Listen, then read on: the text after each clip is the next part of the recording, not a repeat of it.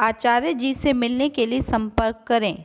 मुंबई 12 मार्च व 20 अप्रैल, जयपुर 17 अप्रैल, चंडीगढ़ 18 अप्रैल, दिल्ली 19 अप्रैल। इसके अतिरिक्त टेलीफोन अपॉइंटमेंट भी उपलब्ध हैं 09529020222। मेरे बहुत ही प्रिय और बहुत ही सम्मानित साथियों, बहुत बहुत अभिनंदन और बहुत बहुत स्वागत। साथियों, अक्षय तृतीया की महिमा इससे आप मुझे पता है कि बखूबी वाकिफ होंगे। मैं अक्षय तृतीया पर कोई भी सामान्य चर्चा करने नहीं जा रहा हूं। मैं उन शादीशुदा जोड़ों के लिए जो अपने दाम्पत्य जीवन में किसी भी प्रकार के संकट से जूझ रहे हैं और अगर तलाक तक की उनके नौबत आ गई है, कोई भी रास्ता उनको नजर नहीं आ रहा है, उनके लिए एक विलक्षण, एक अद्भुत, एक चमत्कारिक उपाय लेकर के आया हूं। और ये हमारी और मेरी पूरी टीम की शोध का नतीजा है। साथियों, अक्षय तृतीया पर विवाह, अबूझ सावा, ये भारत के गांव-गांव में चर्चा का विषय है। बच्चा बच्चा इस बात को जानता है। पर मेरे पास में ऐसे भी उदाहरण हैं कि विवाह अक्षय तृतीया को हुआ और अभी उनके पास में तलाक के कागजात हैं। इसका मतलब ये कोई गारंटी नहीं है कि अक्षय तृतीया पर किया गया जो विवाह है वो सफल रहेगा ही रहेगा। इसमें कुंडली मिलान का होना बेहद ज़रूरी है। इस पर चर्चा करें इससे पहले एक बेहद ज़रूरी सूचना कि हम हमारे प्रत्येक एपिसोड के अंत में किसी न किसी जातक के एक प्रश्न का उत्तर देते हैं, जो कि हमें आप लोगों के ही माध्यम से कमेंट के द्वारा प्राप्त होते हैं। तो अंत तक हमारे साथ में आप अवश्य बने रहिए। दरअसल हमारे बुजुर्गों, हमारे ग्रंथों से हमें ये जानकारी तो मिल जाती है कि किस दिन क्या किया जाना चाहिए, पर कहीं ना कहीं उसमें हमें रेमेडीज़ की जो है उतनी मात्रा में जानकारी नहीं मिल पाती जितना कि ज़रूरी होता है।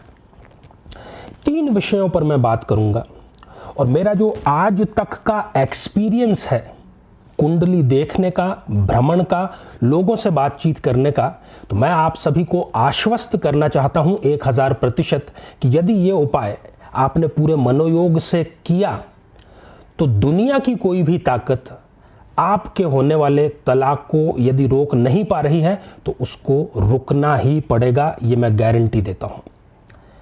साथियों, 7 मई 2019 जो कि अक्षय तृतीया है,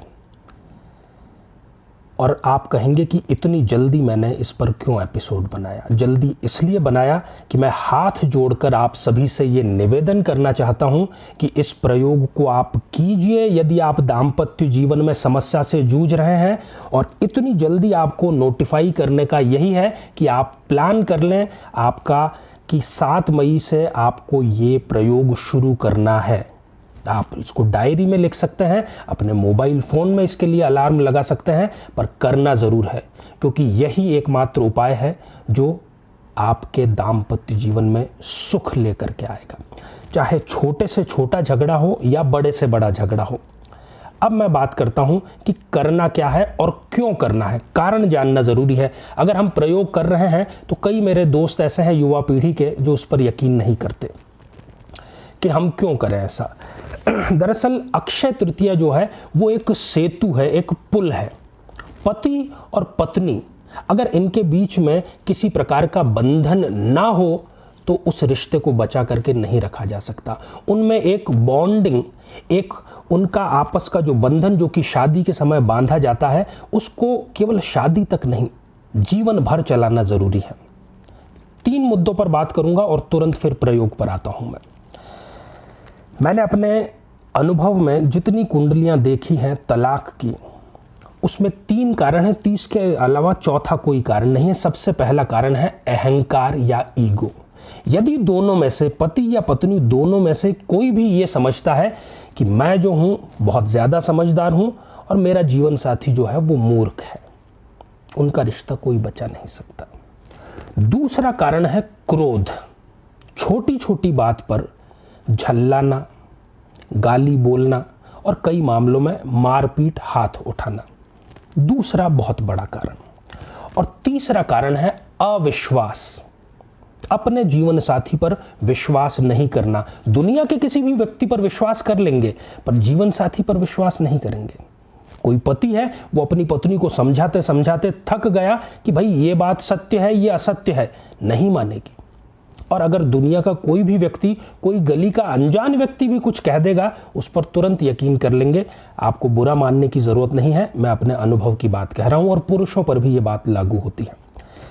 अब इन तीनों को, अगर इन तीनों में से चाहे तीनों या दो या कोई एक आप पति पत्नी के रिश्तों में है, तो मैं इनको बदल कर रख दूंगा। अहंकार को मैं बदल दूंगा त्याग में, क्रोध को मैं बदल दूंगा प्रेम में, और अविश्वास को मैं बदल दूंगा समर्पण में।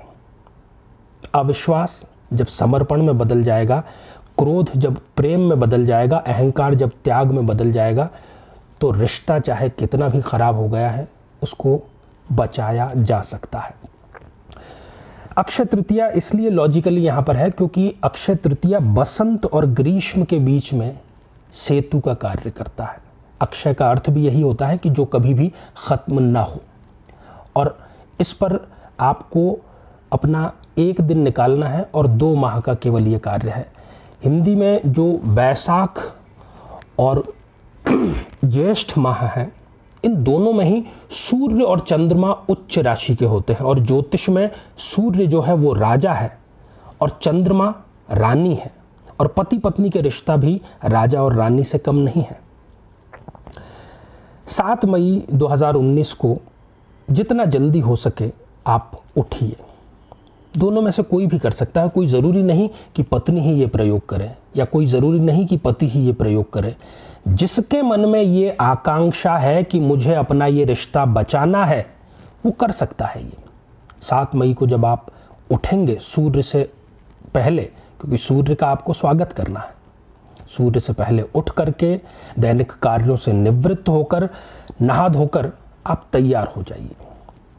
आपको अपनी स्वयं की लंबाई का और अपने जीवन साथी की लंबाई का एक धागा नहीं, एक डोरा लेना है। थोड़ा मोटा डोरा हो, कैसा भी हो सकता है, वो रेशमी धागा भी हो सकता है, सूती भी हो सकता है।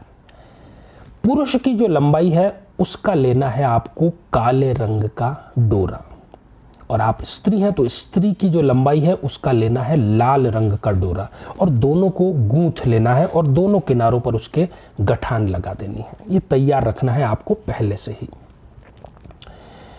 और आपको इसके अतिरिक्त चाहिए एक मिट्टी का पात्र, जिसको मैं यदि कहूँ कि छोटे आकार का या बड़े आकार का या मध्यम आकार का कोई जो मटका होता है, जो ग्रीष्म ऋतु में हम पानी पीने के लिए प्रयोग करते हैं, वो भी आपको अपने पास में रखना है। अब जब सूर्य की पहली किरण निकलती है, अक्षय तृतीया की किरण, तब आपको उसी मटके में से एक लोटा तांबे का भर के और सूर्य को समर्पित करना है, और सूर्य को अर्घ्य देते हुए मन में ये भावना रखनी है, ये शिव संकल्प रखना है कि ये जो रिश्ता है ये आपकी पहली किरण से ही आज इसमें उजियारा आ जाएगा। ये जो टूटने की कगार पर आ गया है, ये जो चाहे आप साथ में रह रहे हो पर आपको लगता है कि आपकी ज़िंदगी जो है वो शादीशुदा ज़िंदगी बिल्कुल ख़राब है। ज़रूरी हर मामले में ये ज़रूरी नहीं होता कि तलाक की ही नौबत आए, कहीं पर मजबूरी होती है। कहीं मैं देखता हूँ कि बच्चों की वजह से साथ में रह रहे हैं, तो इस प्रकार की वजह साथ में रहना ज़रूरी नहीं है। साथ में रहने के लिए ज़रूरी है प्रेम। सूर्य देव से पूरे दिल से यही प्रार्थना करनी है कि आपकी ये किरण जो है हमारे रिश्ते में भी उजियारा लेकर के आएगी, और जो आप अर्घ्य जिस पात्र से चढ़ा रहे हैं उसमें थोड़ा सा जल आपको बाकी रखना है, और उस बाकी बचे जल को वापस आपको मटके में डाल देना है। प्रसाद स्वरूप सूर्य का प्रसाद है वो। 2 महीनों तक, पूरे वैशाख और पूरे ज्येष्ठ, उस ही मटके में आपको पानी पीना है, उसके अतिरिक्त कोई और पानी आपको नहीं पीना है।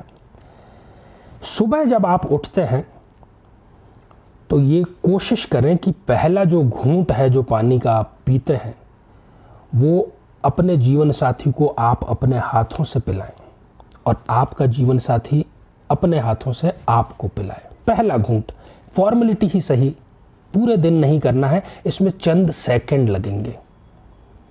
अगर आप चंद सेकंड देने को तैयार हैं एक उज्जवल दाम्पत्य जीवन के लिए, तो मुझे नहीं लगता कि ये सौदा बुरा है। मैं ईश्वर से, तमाम ब्रह्मांड से, परम शक्ति से ये प्रार्थना करता हूँ कि मेरे सभी दर्शकों को जो इस समस्या से पीड़ित हैं, इसमें पूर्ण सफलता, दाम्पत्य जीवन में शांति प्रदान करें। ओम शांति। तो साथियों, अब हम बढ़ते हैं आज के हमारे कमेंट के चरण की ओर। आज हमने कमेंट शामिल किया है मेघा जी का, जो कि हमें मिला है कर्नाटक से, जामखंडी से। आपने लिखा है कि शादी की उम्र आपकी कब की बीत चुकी है, जो जिस उम्र में शादी हो जाना चाहिए ज़्यादा हो चुकी है, और माता पिता आपके ज़रूरत से ज़्यादा चिंतित हैं इस बात को लेकर के कि विवाह होगा भी या नहीं होगा। मैं जो उपाय बतलाने जा रहा हूं उससे आपका विवाह न केवल होगा बल्कि शांतिपूर्वक वैवाहिक जीवन व्यतीत होगा। आपका जो भी घर है उसमें, पूरे घर में जो भी आपके प्लॉट का हिस्सा है, जहां कहीं पर भी आप रहते हैं, उसमें जो कच्चा हिस्सा है जहां पर हम पेड़ पौधे लगाते हैं, वहां पर खड़े होकर के, क्योंकि शुक्र का ये उपाय है और जो कच्ची भूमि है वो शुक्र का प्रतीक होती है। आपके सप्तम भाव में गुरु अकेला बैठ करके सप्तम भाव को, वैवाहिक जीवन को आपसे दूर करने का प्रयास कर रहा है। सप्तमेश शुक्र आपका जाकर के सेकंड हाउस में बैठ गया है। उसका उपाय यही है कि सुबह उठ करके, शुक्रवार से ये उपाय आपको शुरू करना है और उस कच्ची भूमि पर खड़े होकर के, हाथ जोड़ करके शुक्र देव से यही प्रार्थना करनी है, ओम शुम शुक्राय नमः। 108 बार आपको ये जाप करना है। लगातार 7 शुक्रवार तक ये उपाय यदि आपने कर दिया तो आप और किसी को याद रखो न रखो, मुझे ज़रूर जीवन में याद रखेंगे। तो साथियों, ये था हमारा एक छोटा सा प्रयास जीवन को बेहतर बनाने के लिए। यदि आपको हमारा ये कार्यक्रम अच्छा लग रहा है, बेहतर जीवन की ओर ले जाने वाला लग रहा है, तो हमारे इस चैनल को सब्सक्राइब ज़रूर कीजिए। साथ ही जो बेल आइकन है वो दबाना बहुत ज़रूरी है ताकि आप निरंतर हमसे जुड़े रहें। मुझे अपना स्नेह देने के लिए लाइक का बटन दबाइए और अपने लोगों तक इसका लाभ पहुंचाने के लिए शेयर ज़रूर कीजिए। आप सभी स्वस्थ, समृद्ध और शांतिपूर्वक जीवन व्यतीत करें। नमस्कार।